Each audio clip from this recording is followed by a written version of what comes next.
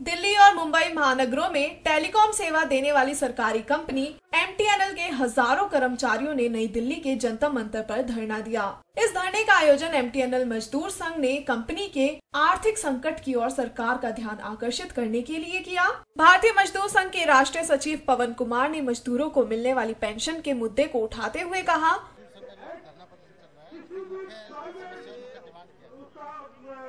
आज मुख्य समस्या है वो एक बड़ी समस्या पेंशन की है। आज सरकार एफडीआई के नाम पर 1.5 लाख करोड़ रुपया विदेशियों को जो सौंपने जा रही है और अपने कर्मचारी को पेंशन नहीं दे रही। आज खास करके एमटीएनएल में 4-5 प्रकार की पेंशन होती है और पिछले 2 महीने से रिटायर्स को पेंशन नहीं मिली। ऐसे तमाम मुद्दे हैं। जीपीएफ का पैसा नहीं मिलता। अभी एमटीएनएल का प्रबंधन कह रहा है कि वेतन देने के लिए भी पैसा नहीं है। ऐसे तमाम जो मुद्दे हैं, न्यू पेंशन स्कीम का मुद्दा है, इसको लेकर के भारतीय मजदूर संघ सारे देश भर में आज प्रदर्शन कर रहा है। क्योंकि अगर एफडीआई आएगा, इंश्योरेंस सेक्टर में हो, एफडीआई किराना में हो, एफडीआई पेंशन में हो या डिसइन्वेस्टमेंट हो, ऐसे सरकारी उद्योगों को बेच करके सरकार जो धंधा कर रही है, उसके विरोध में भारतीय मजदूर संघ सारे देश भर में धरना कर रहा है।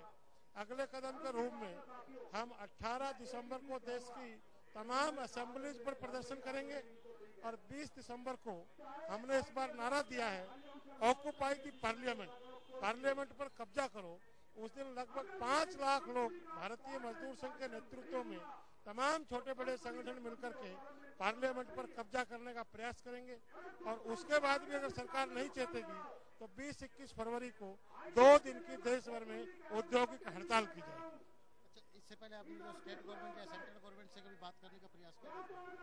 आपको ध्यान होगा, पिछले साल भी हमने देश भर में सभी संगठनों ने मिलकर के 28 फरवरी को 1 दिन की हड़ताल की थी, किंतु ये सरकार इतनी बेशर्म है, इसको जनता की परवाह नहीं, इसलिए सरकार ने किसी भी मजदूर संगठन से इस संबंध में बातचीत करने का प्रयास नहीं किया, जिसके कारण से देश भर के कर्मचारियों में रोष बढ़ रहा है और उस रोष की अभिव्यक्ति आज सारे देश भर में सड़कों पर हो रही है।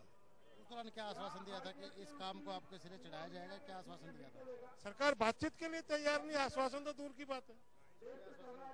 बातचीत ही नहीं कर रही तो आश्वासन कहां से होगा? एमटीएनएल मजदूर संघ के महामंत्री ब्रिजेश उपाध्याय ने एमटीएनएल की खराब हालत के पीछे सरकार को जिम्मेदार ठहराते हुए कहा, एमटीएनएल को लीड कर रहे हैं महामजदूर संघ के पीछे जो कॉल पे आपकी एमटीएनएल भी इकट्ठे हुए, तो आपकी भी मेन समस्या यही है? आपकी भी मेन समस्या यही है एमटीएनएल की जो और मजदूर संघ की है? हाँ, भारतीय मजदूर संघ की जो ऑल इंडिया में कॉल है, उसमें जो विषय हैं, उसमें से सबसे ज्यादा प्रभावित एमटीएनएल के लोग हैं। इस पेंशन के सवाल को लेकर के 8,400 करोड़ रुपया एमटीएनएल का भारत सरकार दबाए बैठी है और एमटीएनएल की माली हालत आज खराब हो गई है, सिक हो गई और कंपनियों को तो बेल आउट पैकेज दे रहे हैं, हमको हमारा पैसा ही वापस नहीं कर रहे हैं। तो आज हम यहाँ जो मांग पर बैठे हैं कि हमारा पैसा तो वापस करे सरकार। और ये जो पेंशन का तरीका है, 4 प्रकार की पेंशन हमारे उद्योग में इन्होंने चालू कर रखी है और सारी की सारी लायबिलिटी एमटीएनएल पर डाल दी है, जबकि भारत सरकार ने ये बिहेव करना चाहिए और सरकार अपनी जिम्मेदारी से मुकर रही है, जिसके कारण एमटीएनएल में आर्थिक संकट पैदा हो गया। आज वेतन नहीं मिल रहा, कर्मचारी को बोनस नहीं मिल रहा है, इवन कर्मचारी का खुद का डिपॉजिट जीपीएफ है वो भी मिलना मुश्किल हो रहा है। ये हालत बनी है। तो अभी स्टेट गवर्नमेंट या सेंट्रल गवर्नमेंट से आपने बातचीत करना चाहिए? नहीं, सेंट्रल गवर्नमेंट तो ऐसा गैर जिम्मेदाराना रवैया अख्तियार करती है कि एमटीएनएल के नेताओं से हम बात नहीं करना चाहते। पैसा हमारा ले रहे हैं, अपना काम चला रहे हैं, हमको बर्बाद कर दिया, हमको सिक कर दिया, हमसे बात भी नहीं करना चाह रहे। अगर इस मुद्दे पे भी अगर सरकार नहीं चाहती तो आगे क्या स्टेप रहेगा? हम दिसंबर के फर्स्ट वीक में एक बड़ा अभियान ले रहे हैं। हम इनको जबरदस्ती घेरेंगे, बंद करेंगे और इनको घेरेंगे। खाली जो ट्रेडिशनल हड़ताल चलती वैसी हड़ताल नहीं रहेगी। आज हमारी रोजी रोटी का संकट पैदा हो गया, हम बदनाम हो रहे सड़क पर कि एमटीएनएल काम नहीं करता, जबकि हमारी कमाई का 8,500 करोड़ सरकार दबाए बैठी। वो पैसा मिल जाए तो हम आज प्रॉफिट में है। आज हम नवरत्ना कंपनी है, 325 करोड़ रुपए का प्रॉफिट देते हैं। एफडीआई के मुद्दे पे आपका क्या रुख है? एफडीआई हम सभी का जीवन मूल रूप से बर्बाद करने जा रहे हैं। एफडीआई से भी हम इफेक्ट होने जा रहे हैं ना। ये एफडीआई का ही तो एक नतीजा है जो आज हम भुगत रहे हैं।